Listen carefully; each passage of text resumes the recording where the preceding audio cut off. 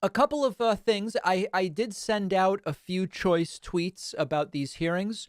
First and foremost, I asked yesterday, is there any factual basis on which Judge Jackson would be unqualified to be on the court compared to the last dozen or so confirmed nominees? And indeed, there is this, I guess we would call it a chart. And there is no factual basis on which Judge Ketanji Brown Jackson would be unqualified. If we look at who went to an Ivy League law school, well, everybody but Amy Covid Barrett did. If we look at who has been a Supreme Court clerk, Jackson has, and Clarence Thomas, Alito, Sotomayor were not.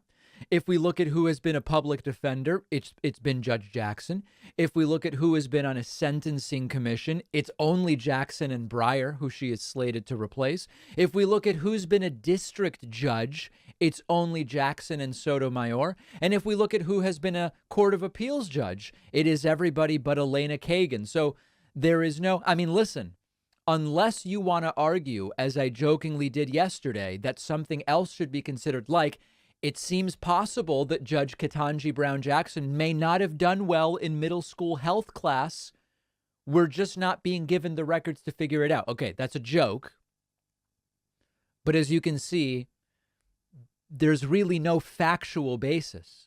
Now, one of the things that we may find in today's hearings, because many of the questions are going to be about individual sentencing recommendations, okay?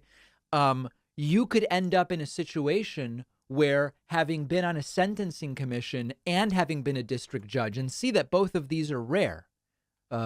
Jackson would be one of only two on the court that has been on a sentencing commission, and one of only two on the court that has been a district judge. That provides fodder for people like Tom Cotton, James Lankford, Josh Hawley, Ted Cruz, Marsha Blackburn to zero in on individual decisions. Now, I will tell you, on this show, right? I've been doing this show for so long.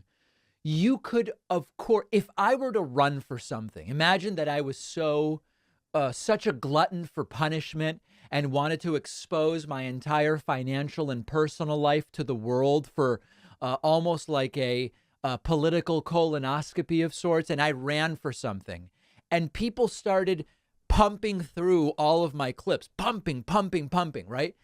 There is no doubt that you could find things in my background that I don't feel best represent the political ideology of this show over a decade.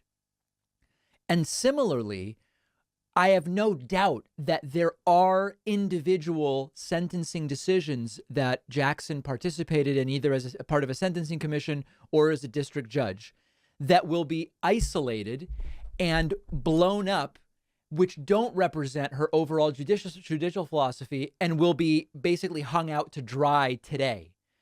Does that mean that she is not qualified? No. Also, what does it have to do with the most important aspect of the job per Republicans, which is remaining true to the Constitution? Really nothing. So anyway, the point is, expect that we are going to see a bunch of that today. Okay, and then lastly, and this is also a joke, I tweeted a few minutes ago, I will be doing 5 push-ups on my stream today every time Ketanji Brown Jackson is asked about critical race theory. That's a joke. I can't do 10,000 push-ups in a day. You know, I mean, it's just, I just don't think I could do it. I think that would be very dangerous to my health. So that's just a joke. We're not really going to be doing that.